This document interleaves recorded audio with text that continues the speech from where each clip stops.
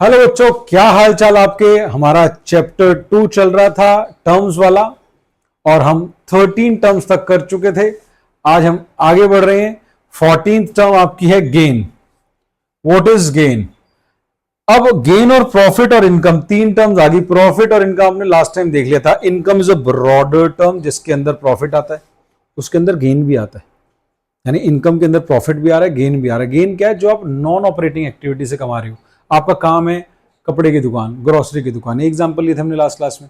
तो आपने उनसे जो कमाया था वो आपकी ऑपरेटिंग एक्टिविटी थी। आपने गाड़ी बेच दी, गाड़ी बेच के जो कमाया वो आपकी नॉन ऑपरेटिंग एक्टिविटी है। तो it is that profit which is earn from non operating activities of the business. For example sale of machinery, sale of furniture, sale of building, ये आपका गेन हो गया। तो आपको प्रॉफिट क्लियर हो गया, इनकम क्लियर होगी, गेन क्लियर हो गया। Next, loss. जब बच्चों आपके बिजनेस में आपके खर्चे ज्यादा हो जाते हैं आपके रिवेन्यू से, आपके खर्चे ज्यादा हैं और आपका रिवेन्यू कम है, दैट इज योर लॉस। आपके बिजनेस में जितनी सेल हुई, जो भी आपने बिजनेस किया, आपने 20 लाख रुपए का रिवेन्यू जनरेट किया और आपके खर्चे 25 लाख के हैं, तो आप लॉस में हो 5 लाख के। तो when the expenses are more than revenue, it is a case of loss. इसमें ऑपरेटिंग लॉस भी आ जाएगा और नॉन ऑपरेटिंग लॉस भी आ जाएगा, दोनों आ जाएंगे। तो लॉस के अंदर ऑपरेटिंग लॉस भी और नॉन ऑपरेटिंग लॉस भी। तो लॉस अराइजेज व्हेन खर्चे आर ज्यादा रेवेन्यू से। It includes all losses, operating as well as non operating.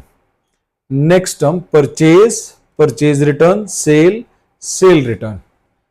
ये चारों term purchase, purchase return, sale, sale return. आपकी दुकान, आपका बिजनेस था, लेट अस सपोज कपड़े का, क्लोथिंग बिजनेस था आपका। तो आप जब कस्टमर को माल बेचते हैं उससे पहले आप खरीदते भी कहीं से। तो आपने जो भी गुड्स खरीदे, जो भी गुड्स खरीदे बेचने के लिए और resale, that is your purchases. अब आपने बेचने के लिए नहीं खरीदे, आप कह रहे हो सर मेरी तो फैक्ट्री है, क्लोथिंग में बेचता थोड़ी हूं। तो आपने रॉ मटेरियल खरीदा। अगर आप शर्ट बना के बेचते हैं, कुर्ता बना के बेचते हैं या कोई भी क्लोथिंग बना के बेचते हैं, तो आपने कपड़ा खरीदा, फिर कपड़े से आपने मैन्युफैक्चरिंग करी। तो जो कपड़ा खरीदा या गुड्स खरीदे, अगर आप ट्रेडिंग में है तो गुड्स, मैन्युफैक्चरिंग में तो रॉ मटेरियल, जो भी आपने खरीदा बेचने के लिए, दैट इज योर परचेजेस। और जो आपने बेचा, सेल ऑफ गुड्स, वो आपकी सेल्स हो गई। अब इस सेल्स के अंदर आप कैश पे भी बेच सकते हैं और क्रेडिट पे भी। तो सेल के अंदर कैश सेल भी आएगी और क्रेडिट सेल भी आएगी। सिमिलरली जब आप परचेजेस करते हैं, परचेजेस करते हैं, तो इसके अंदर भी आप किसी से कैश माल भी खरीद सकते हैं और उधार पे माल भी खरीद सकते हैं।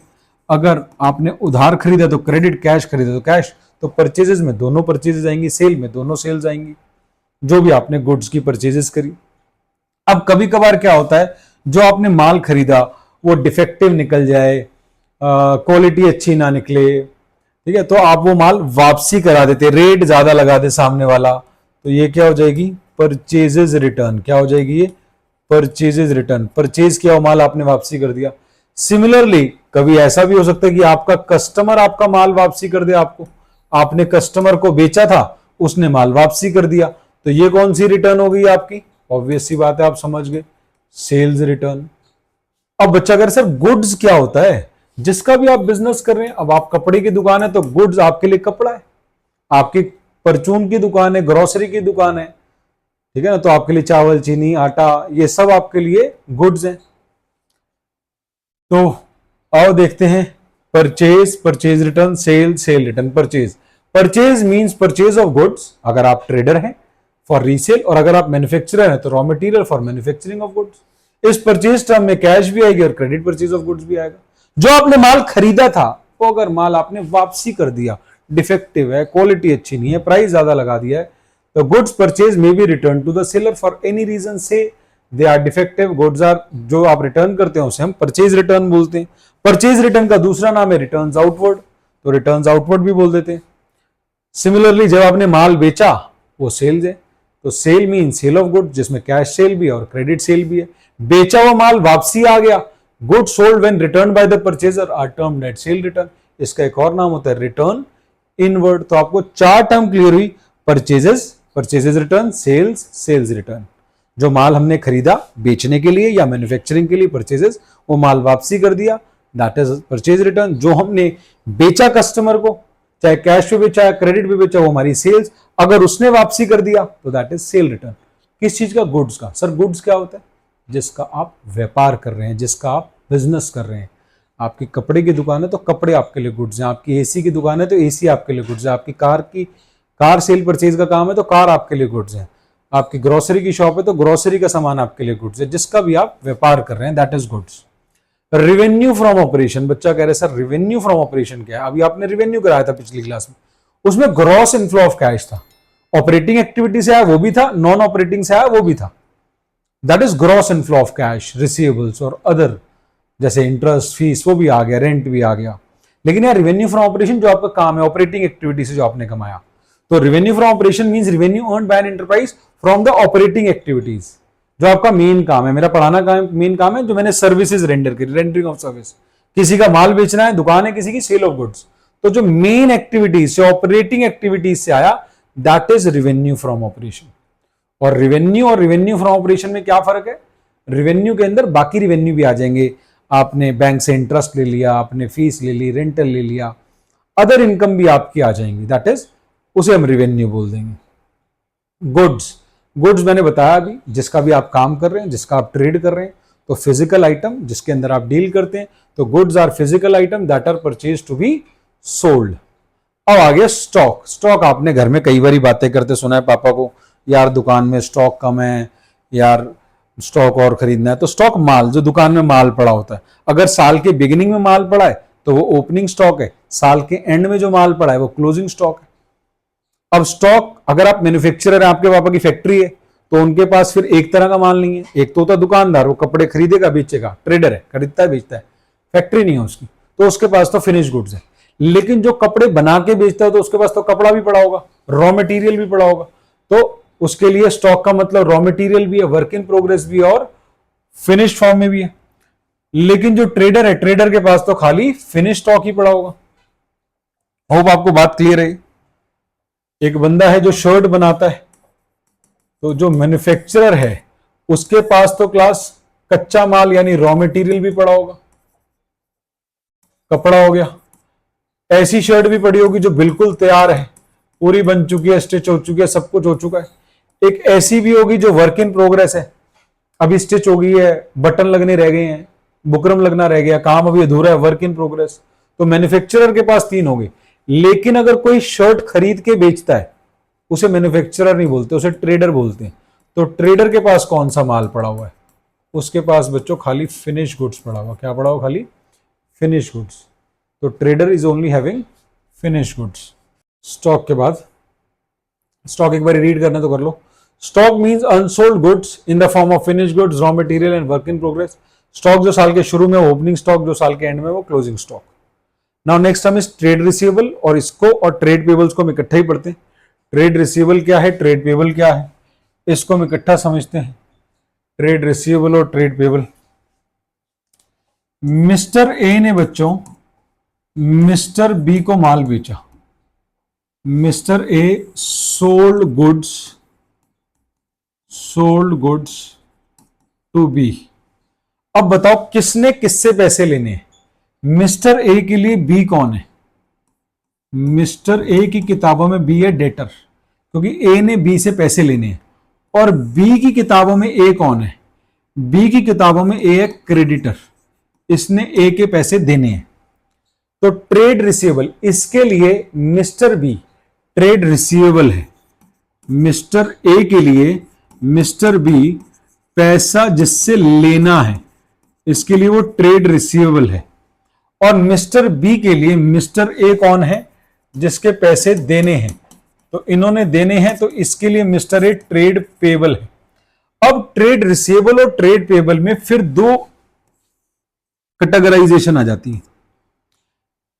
हमने माल बेचा बी को, और बी को कहा भाई हमें तेरे पे विश्वास नहीं है, तू पैसे देगा या नहीं देगा, तो एक काम कर, एक बिल ऑफ एक्सचेंज दे दे, एक बिल ऑफ एक्सचेंज दे दे, एक लीगल कागज का टुकड़ा दे दे जिसपे लिख के दे दे तू कब पैसे देगा। तो मान लेते इसमें से 40,000 का मेरे को BR दे दिया, बिल रिसीवेबल, जिस कागज के टुकड़े पे इसने वादा लिख के दे दिया कि मैं पैसे दूंगा और बाकी का नहीं दिया, तो बाकी का ये मेरा क्या रह गया, डेटर। और जिन जिन ने मुझे कागज के टुकड़े पे लिख के दे दिया बिल ऑफ एक्सचेंज पे कि मैं पैसे दे दूंगा, तो ये मेरा आ गया बी आर। तो इसके लिए अब ट्रेड पेबल में ऐसी प्रकार से दो कैटेगराइजेशन हो गई। एक इसके लिए आ गया क्रेडिटर और एक बन गया बिल्स पेबल। तो ट्रेड पेबल्स में दो लोग आ गए, क्रेडिटर्स और बिल्स पेबल। जितने का इसने वादा लिख के दे दिया लीगल कागज के टुकड़े के ऊपर, ये बिल्स पेबल हो गया, और बाकी 60,000 का इसका मिस्टर एक क्रेडिटर हो गया। तो जिनको हमने माल बेचा उधार पर वो हमारे ट्रेड रिसीवेबल है। उन ट्रेड रिसीवेबल में दो लोग हो गए, जिनसे हमने कोई कागज का टुकड़ा नहीं लिया, सिर्फ पैसे लेने हैं, वो हमारे डेटर हैं। जिनसे हमने एक बिल ऑफ एक्सचेंज ले लिया है, वो कागज का टुकड़ा हमारे लिए बी आर बन गया, और जिन्होंने दिया है उनके लिए वो कागज का टुकड़ा बीपी बन गया, और बाकी क्रेडिटर्स हैं। यानी अब मिस्टर बी ने मिस्टर ए के जो 1,00,000 रुपए देने हैं, उसमें क्रेडिटर 60,000 है और बिल्स पेबल 40,000 है। मिस्टर ए के लिए मिस्टर बी डेटर 60,000 का है, डेटर 60,000 का है, और कागज का टुकड़ा जो इसने लिया हुआ है वो 40,000 का है। बात आपको हो सकता है बहुत अच्छे से क्लियर हो गई, जो आज तक कहीं नहीं क्लियर हुई थी, सर ये समझ ही नहीं आ रहा था ये होता क्या है। अब आपकी बात से समझ आया कि ट्रेड रिसीवेबल के दो टुकड़े क्या क्या हैं। डेटर जिनको माल बेचा और सिर्फ पैसे देने, हमने उनसे कोई चेक नहीं लिया। चेक तो आपने लीगल सुना ना, यहाँ पे कागज का टुकड़ा होता है, उसे चेक नहीं बिल ऑफ एक्सचेंज कहते हैं। वो भी आपको पता नहीं है बातें, और चैप्टर भी 11 से डिलीट हो चुका है 2-3 साल पहले, तो अभी आपके कोर्स में भी नहीं है। तो ये बातें लेकिन टर्म्स में दे रखी हैं तो हमें करनी है। तो trade receivable includes debtors and B R, trade payable include creditor and BP. आओ पढ़ते हैं, आओ पढ़े। Trade receivable, debtors plus B R. Trade receivable is the amount receivable for sale of goods, जिनसे हमने पैसे लेने हैं, जिनको हमने माल बेचा था या हमने सर्विसेज दी थी in the ordinary course of business, उनसे हमने पैसे लेने हैं। तो हमारे रिसीवेबल पैसा आना है। It is the sum of debtors and B R, it is the sum of debtor and B R. अब डेटर कौन है, जो वो पर्सन है when goods are sold to a person on credit, that person is known as debtor. और उसने हमें, B are क्या हो गया, जब उसने हमें कागज का टुकड़ा दे दिया, जब इस डेटर ने हमें कागज का टुकड़ा दे दिया तो वो डेटर नहीं रहा, वो बी आर बन गया। तो bill receivable is the bill of exchange accepted by debtor. तो जब एक डेटर कागज का टुकड़ा बिल ऑफ एक्सचेंज एक्सेप्ट कर लेता है, वो हमारा बी आर बन जाता है। डेटर तब तक है जब तक उसने हमारे को कागज का टुकड़ा नहीं दिया, तब तक वो हमारा डेटर है, जिसको हमने माल बेचा है, जिसको हमने उधार पर माल बेचा है, that is bill trade receivable. Trade receivable के दो पार्ट, डेटर बी आर। जिसने कागज का टुकड़ा एक्सेप्ट कर लिया वो हमारा बी आर बन गया, जिसने नहीं किया वो हमारा डेटर है। दोनों के सम को बोलेंगे ट्रेड रिसीवेबल। इसका उल्टा ट्रेड पेबल, इसका उल्टा ट्रेड पेबल, जिसके हमने पैसे देने, क्योंकि हमने उससे माल खरीदा था, तो हमारे ट्रेड पेबल्स हैं। सिमिलरली क्रेडिटर्स बीपी, जिनको हमने कागज का टुकड़ा दे दिया, मिस्टर बी ने दिया था कागज का टुकड़ा, तो 40,000 का बीपी और बाकी क्रेडिटर्स। होप आपको बात समझ आ गई है। आगे बढ़ते हैं। कॉस्ट खर्चा, जो भी आपने किसी आर्टिकल पर किया, तो आपने ये पेन खरीदा 10 रुपए का, बेचा 15 रुपए का, तो कॉस्ट क्या है, 10 रुपए। तो it is the amount expenditure incurred, it is the amount of expenditure incurred. इसको आपने 10 का खरीदा, 15 का बेच दिया, और attributable to a specified article, product और activity, that is your cost. 10 रुपए आपने खर्च करे, 15 का बेच दिया, तो 15 रिवेन्यू है, 10 रुपए आपका खर्चा है, कॉस्ट है आपकी, और आपकी इनकम या प्रॉफिट जो आपका 5 रुपए है। वाउचर एक सबूत है क्लास की ट्रांजैक्शन हुई थी। वाउचर एक सबूत है कि ट्रांजैक्शन हुई थी। तो voucher is an evidence of a transaction having taken place, की ट्रांजैक्शन हुई थी। ये दो तरह के होते हैं, इसका अलग चैप्टर है, चैप्टर नंबर 7, अलग से पूरा चैप्टर 7 पे वीडियो बनेगी। तो दो तरह के वाउचर है, source voucher, accounting voucher. It is evidence of a business transaction, it is prepared from the source voucher. ये सोर्स वाउचर से ही बनते हैं, और ये एक एविडेंस है बिजनेस ट्रांजैक्शन का। तो source voucher, accounting voucher, voucher chapter अलग से डिटेल में पढ़ेंगे। अगली टर्म आपके आगे बच्चों, डिस्काउंट। अगली टर्म है आपकी डिस्काउंट। अब बच्चों डिस्काउंट 3 तरह के हैं, ट्रेड डिस्काउंट, कैश डिस्काउंट और rebate. Trade discount, cash discount, and third is rebate. जब आप कस्टमर्स को, सभी को, पूरी दुनिया को, आपका एक शोरूम है और आप पूरी दुनिया को डिस्काउंट दे रहे हो, आ जाओ सेल बढ़ाने के लिए, टू इंक्रीज योर सेल, आ जाओ 2 के साथ 1 फ्री, 2+1, या 20 क्वांटिटी लोगे तो रेट ये लगेगा, 40 क्वांटिटी लोगे तो रेट ये लगेगा। That is your trade discount to increase the sales. जब सेल बढ़ाने के लिए किसी सर्टेन क्वांटिटी पे एक डिस्काउंट दे रहे हैं, इतना माल उठाओ, इतना डिस्काउंट ले जाओ। अब बड़ी बड़ी कंपनियां क्या करती हैं, कहते हैं जो पैसा दे देगा उसको डिस्काउंट देंगे। सीडी बोलते हैं बड़ी बड़ी कंपनियां, कॉर्पोरेट से बोलते हैं सीडी, 2% सीडी है। 2% सीडी मतलब आओ 10 करोड़ का माल खरीदो, पूरा कैश दो, 2% 20 लाख का डिस्काउंट ले जाओ। बड़ी बड़ी कंपनियां। अब हीरो जो अपने स्पेयर पार्ट्स के मेन डिस्ट्रीब्यूटर को माल कहती है, हीरो जैसी, होंडा जैसी कंपनी, टीवीएस जैसी कंपनी, जब ये माल अपने डिस्ट्रीब्यूटर को देती है और कहती 10 करोड़ का माल उठाओ हमारे से, पेमेंट इमीडिएटली दो, 2% का हमारे से सीडी ले जाओ कैश डिस्काउंट, 2% 10 करोड़ का हो गया 20 लाख, तो 20 लाख का सीडी ले जाओ, 10 करोड़ के ऊपर 20 लाख का कैश डिस्काउंट दे देती है। तो जो बड़े बड़े डीलर है वो कहते हैं हाँ ना, हम ले लेते हैं, हमारा पैसा पड़ा है, लो पैसे, हमारे को 2% मिल रहा है, हम निकाल देंगे इसको। तो सीडी कैश डिस्काउंट, जब आप टाइमली पेमेंट पर डिस्काउंट देते हैं, जब आप 10 दिन के अंदर पैसे दे दो डिस्काउंट ले जाओ, 15 दिन के अंदर पैसे दे दो डिस्काउंट ले जाओ, for timely payment of the money you give the discount, that is known as cash discount. rebate, आपने कस्टमर को माल बेच दिया, कस्टमर से आपने पैसे लेने, इससे 1 लाख रुपए लेने, इससे टाइम दिया हुआ था, पहले बात हुई थी 30 दिन की, हो गया, लेने हैं पैसे इससे। अब हमने माल बेचने के बाद ये कहता है भैया आपने जो 1 लाख का माल बेचा था ना, ये दूसरे वाला बंदा जो है भाई साहब 90,000 का बेच रहा है, आपने मुझे महंगा दे दिया था, मैं अगली बार से आपसे नहीं लूंगा माल, या आपके माल की क्वालिटी अच्छी नहीं थी, मतलब डील हो गई, सब कुछ हो गई, सेल हो गई, उसके बाद हमसे डिस्काउंट मांग रहा है। जब सेल के बाद डिस्काउंट दिया जाता है, कारण डिफेक्टिव हो सकता है, क्वालिटी अच्छी ना हो, कॉम्पिटिटर की वजह से देना पड़ जाए, तो सेल के बाद जब हम पैसा छोड़ते हैं, चल यार तू 90 दे, काम खत्म कर, कोई नहीं, टाइम भी तेरा निकल चुका, ना ये सीडी है ना ये ट्रेड डिस्काउंट, 90 दे नक्की कर, हम तेरे को दे रहे हैं discount. That is called rebate, that is called rebate. तो डिस्काउंट 3 तरह के हो गए, टाइमली पेमेंट वाला, एक सर्टेन क्वांटिटी पर, और एक सेल के बाद, that is called rebate. Sir बात बिल्कुल क्लियर हो गई है, क्लियर होनी भी चाहिए क्योंकि बहुत आराम से आपको पढ़ा रहा हूं।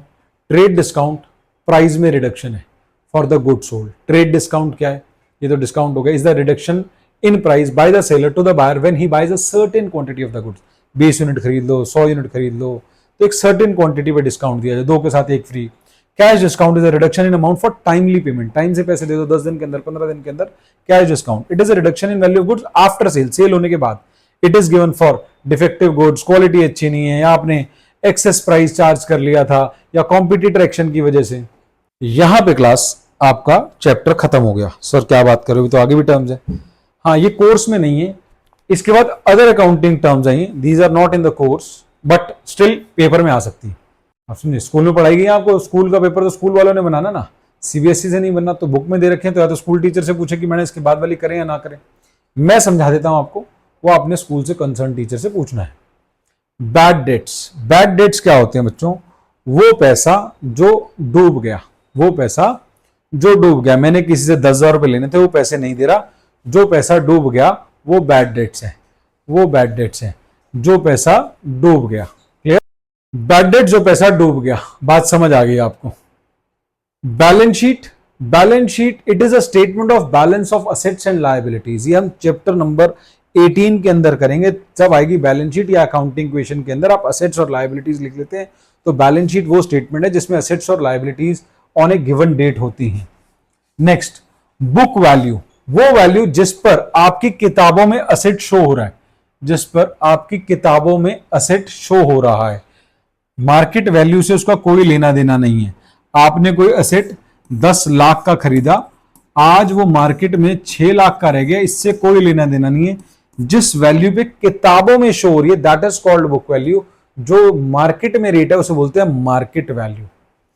जितने पे वो खरीदा था, जितने पे वो पास्ट में, मान लो किताब में 10 का है, 6 आज मार्केट में, और हमने जब खरीदा था 15 लाख का खरीदा था, that is historical cost, that is called historical cost. Book value, market value. तो अभी आज आपने मेरे साथ 30 टर्म तक कर लिया। होप आपको सारी बातें क्लियर हैं। It is the value eight which asset is shown in the books of accounts. अपने अपने जो भी आपके डाउट होंगे कमेंट में पूछ लेंगे, या कमेंट में नहीं पूछ सकते तो फोन नंबर है, मेरे को मैसेज कर देना। ठीक है जी। और वीडियो अगर आपको बहुत बढ़िया लगी हो तो प्लीज़ अपने फ्रेंड्स को ये शेयर करना, चैनल को सब्सक्राइब करना। बस इतनी ही फीस है, और फीस तो आपसे ले नहीं रहे। होप आप इतनी फीस दे सकते हैं कि अपने सारे फ्रेंड्स को स्कूल के ग्रुप में डाल दें, चैनल को सब्सक्राइब कर दो और एक छोटी सी कमेंट कर दें, ताकि मेरा मोटिवेशन लेवल बढ़ जाए कि सर क्लास कैसी लगी। ठीक है, अगर अच्छी लगी हो तो प्लीज़ कमेंट करें। Okay, bye bye, love you all.